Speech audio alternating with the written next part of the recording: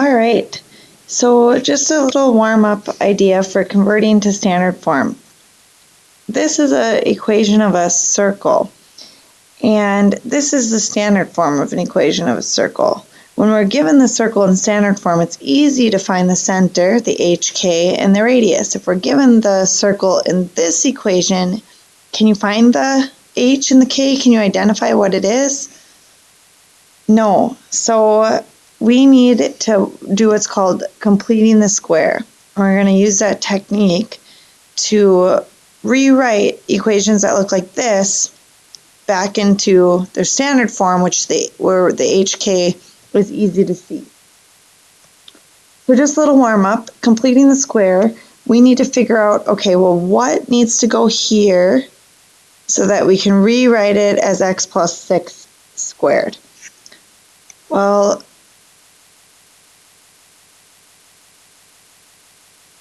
six squared is 36. Let's see if that works. So 36 is 6 times 6, and 6 plus 6 is 12. So this really would be x plus 6, or factored to be x plus 6 squared. So if you multiply that out, again, you get x squared plus 6x plus 6x plus 36, or right here. So that's the whole idea between completing the square. If you remember, it was the b divided by 2 squared is what we're adding to both sides. So if you did b divided by 2 and then squared it, you'd get 7 squared, which would be 49. So y squared plus 14y plus 49 will factor to y plus 7 squared, because factors of 49 that add up to 14 are 7 and 7. How about this one? Well, factors of, what do we need here so that it factors evenly, adds up to negative 10? Well, it's going to be negative positive 25. Because negative 5 times negative 5 equals 25, and that adds up to negative 10, so that'll factor to y minus 5 squared. So again, this is just looking at the completing the square that we reviewed in the beginning of the year, as well as learned first in Algebra 1. So that's our b divided by 2 squared. We'll find half squared is 25 fourths. This will again factor to x plus 5 over 2 squared. So hopefully there's a pattern that you're seeing. You're taking that middle term, you're dividing it by 2, and you're squaring it. That gives you your last term. We need this. It's called a perfect square trinomial, so that it factors like this.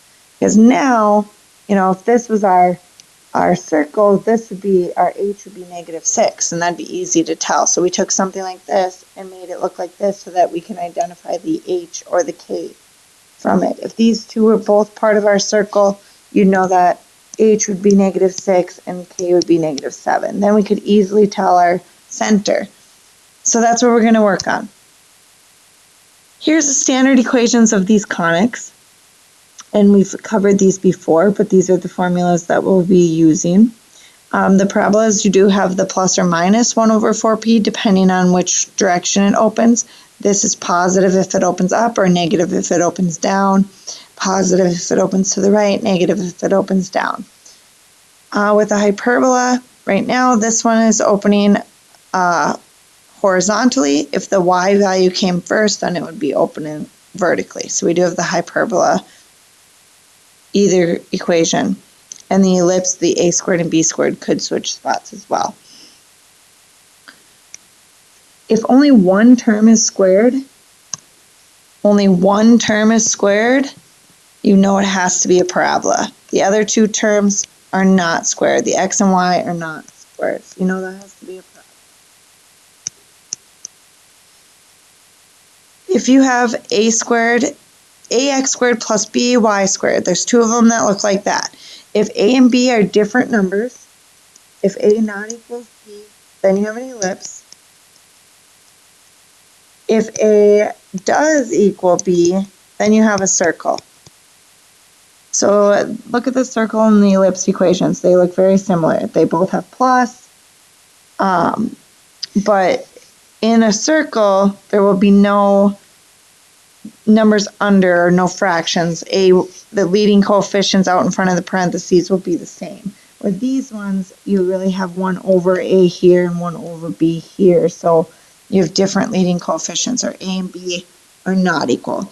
And then if you have the two and they're subtracting, then you know you have a hyperbola. So 2 squared terms and subtraction. So just classifying these, couple examples. So first I'm going to look, I have an x squared and a y squared, so I have 2 squared terms. The a is 1 here and b is 1 here, so you have ax squared plus by squared, and a and b are equal, so you have a circle for the first one. Here again we have x squared plus 4y squared, so you have an x squared plus a y squared, except for that a does not equal b in this case, so this one will be an ellipse. Down here, there's only one squared term, just a y squared. Then you have a plain y and a x to the first and a y to the first. So just the y squared, so that means that has to be a parabola. And then we have y squared minus x squared. Since it's minus, that's a hyperbola. 2 squared terms with a minus in between. Okay, so that was a little practice. Let's rewrite these conics in standard form. So we got x squared plus y squared. A and b are both 1. 2 squared terms, we have a circle. First thing we're going to do then is complete the square. Before we do that, we have to, I guess the first thing I'm going to do is just reorder this so that the x terms are together. So I'm going to have x squared minus 12x, and then I'm going to have the y squared plus 18y. And then I'm going to move this 4 to negative 4. I'm going to move it to the other side. So, and to put an equal sign there, equals 4. Then I'm going to group the x's and I'm going to group the y's. I'm going to complete the square in both of these steps. Remember from Algebra 1, the first step in completing the square is that your leading coefficient, or a, has to be 1. So leading coefficient in front of the x squared is 1, so we're good. I'm going to complete that square.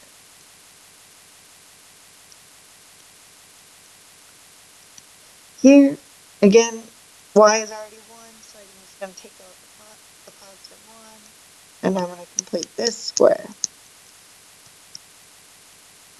And whenever I add something to the left of an equation, I have to also add it to the right of the equation, which means I'm going to have to add 2 spots to the right, one for this spot here and one for this spot here.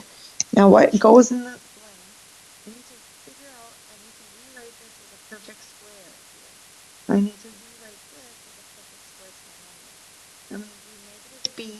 I'm going to do b over 2a. I'm sorry, b over 2 squared.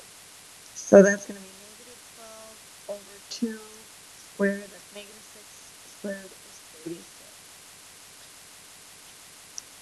If I add 36 here, I have to add 36 over here as well to keep the equation balanced. Here, you're going to do b divided by 2 is going to be 9. 9 squared will be 81. If I add 81 on the left, I also have to add 81 on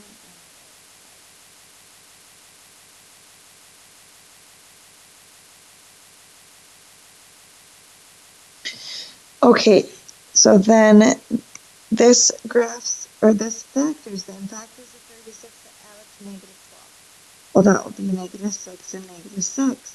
So that factors to x minus 6. Notice that your b divided by 2 is negative 6, and that matches here as well. Plus, this is going to factor. Factors of 81 that add up to 18 are going to be 9 and 9. This is going to be y plus 9 squared. Notice that 18 divided by 2 is 9, and it's y plus 9. That is not a coincidence there. Equals 4 plus 36 is 40. 40 plus 81 is 121. And that's what we want the standard form of a circle to look like. So we are done. You can identify the center and the radius from that. Our second example here, this conic, we have a plus in between, but A and B are not equal, so this one is an ellipse. Same idea though, isolate or reorder this so that the x's go together and then the y's go together. There is no other y value. Then move any constant values to the right side. So it's a -4, so adding 4 to both sides. Then complete the square. So I'm going to complete the square with the x's, and then don't really need to complete the square with the y. But I want to rewrite this as a perfect square. Well, if it's y squared, that's the same thing as y plus 0 squared. So that's my k coordinate of my center of my ellipse. So I want to rewrite that so it looks like the ellipse equation right here. So for the x value though, I do need a, the leading coefficient to be 1, so I need to take out a 2 here, and I'm going to get x squared minus 2x plus blank.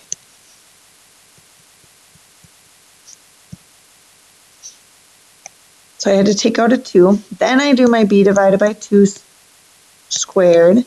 That's going to be -1 squared is 1. Since I added 1 here, I will have to do the same over here, except for this time when I added a 1, I actually had it times a 2 out front here.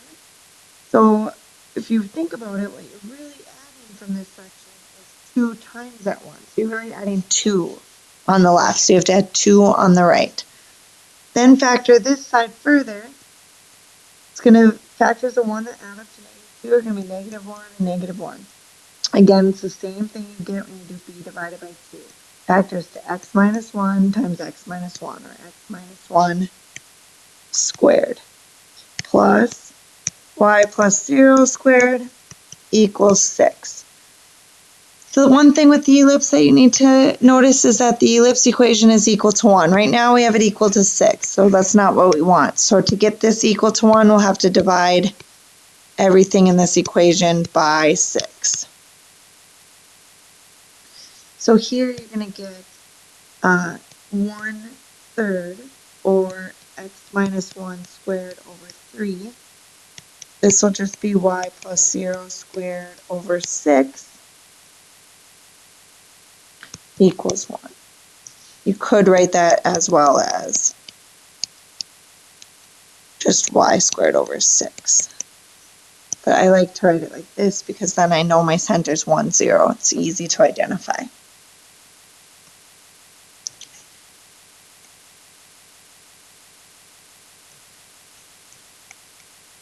Okay, this one again is a circle, and I know that because I have ax squared plus by squared, and a and b are equal, and I'm adding, so it's going to be a circle.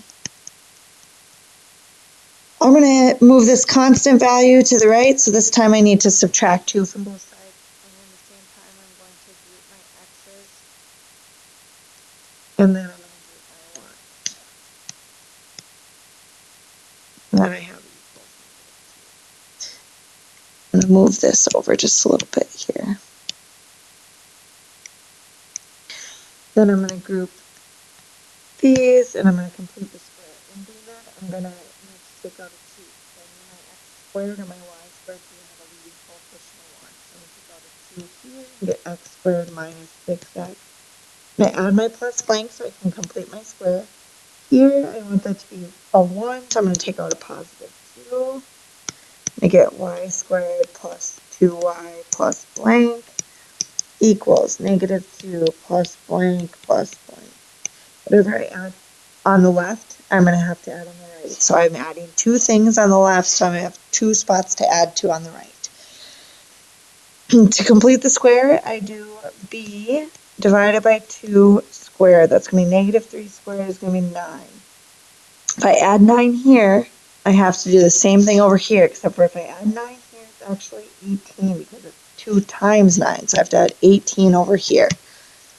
On this one, b divided by 2 will be 1, and 1 squared is 1. So for adding 1 here times that 2, I'm actually adding 2 to that left. So I have to add 2 to the right. So this is going to be factors of 9 that add up to -6 are going to be factors of x So that's going to factor to x minus 3 squared. Notice that b divided by 2 was negative 3 here. Plus 2, y factors of 1 that add up to 2 will be 1 and 1. So it'll be y plus 1 times y plus 1, or y plus 1 squared, equals negative 2 plus 2 is 0, so just equals 18. It's tempting to divide by 18 here, except for that, remember, we decided this was a circle. So I need that to look like this, which means I actually have to get rid of these 2's. So I'm going to divide everything by 2 instead. So x minus 3 squared plus y plus 1 squared equals 9. Now that matches the standard form of my circle. I'm good to go. Okay, looks like we have a hyperbola in this example because we have two squared terms and they are different, a and b, and there's a minus in between. So we have a hyperbola, which means I want it to look like this when I'm done. So first, add 548, move that constant term to the other side, then rewrite the x's are together and your y's are together equals 5. Then group your x's, group your y's, and complete the square. So the 4 here needs to come out because I need a 1x squared. So 4 comes out, I get x squared plus 8x plus blank. Here I need this to be a 1y squared, so that means I not only have to take out a 9, but I have to take out the negative 9. So you're going to get y squared, I think it's 16, yep, plus 16y plus blank equals, I'm going to have to move this, which means I'll have to erase that, equals 548. I'm going to add something, 2 things to the left, so I need to add 2 things to the right. Okay, b divided by 2 is going to be 8 divided by 2 squared will be 16, 4 squared. Except for that, on the right side, when I'm adding that 16, it's 16 times 4, which is actually 64. So I'm adding that 16 4 times over here. So I need to add it 4 times over here. Then on completing the square here, you have 16 for b divided by 2 is 8. 8 squared is 64. This time you're adding 64 negative 9 times. So negative 9 times 64 will be negative 576. Move that one down. Just give me a little bit more space. So factors of 16 add up to 8 is going to be 4 and 4. This will be x plus 4 squared minus 9 times factors of 64 that add up to 16 are 8 and 8. So y plus 8 squared equals, and then 548 plus 64, that's negative 576 equals 36. Remember, we needed to get a hyperbola equation, which means we need the n to equal 1. So I'm going to have to divide everything by 36. Then to write this nicely, you'll want to reduce this fraction. 4 over 36 will reduce to 1/9. 9 over 36 will reduce to 1/4. This will reduce to 1. So final answer will be x plus 4 squared over 9 minus y plus 8 squared over 4 equals 1.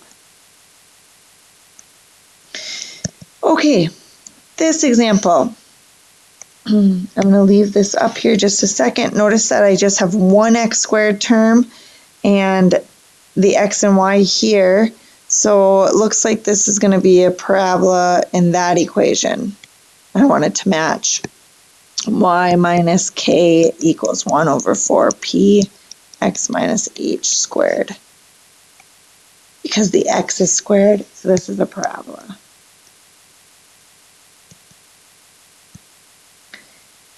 Okay, parabolas are a little different. You want the squared terms on one side and the non-squared term and constant on this side. So I want the y and the k on the left, and I want the x and the squared part on the right, except for that I want the x squared to be positive, so I'm going to leave it on the left side. I'm going to move that negative 4y to the right by adding 4y, and then move the 5 over by subtracting 5. So I added 4y, and then I subtracted 5 and moved it to the left side. Then for a parabola, you just have to take this side, or just the one side squared. So x squared plus 2x plus blank equals 4y minus 5 plus blank. So b divided by 2 would be 1. 1 squared is 1. There's no leading coefficient I had to take out, so I just need to add 1 to both sides. Then over here, you're going to get x squared. This x squared plus 2x plus 1 will factor the 1 that add up to 2 are 1 and 1. So it would be x plus 1 squared equals negative 5 plus 1 is negative 4. Then remember, this is what I want it to look like, which means I'm going to need it just to be y equals, not 4y. So I'm going to have to divide everything by 4. And I want it to be 1 over 4p. So I'm going to think this is a 1 out front. I'm going to pull that fraction out front. Then just write this next to it. And that's going to be y minus 1. Oops, I'm going to have to plug this in. So y minus 1 equals 1 over 4 x plus 1 squared. Just rewrote it, reversed the equals, so it matches the equation. And that is writing in standard form. Let me know if you have any questions.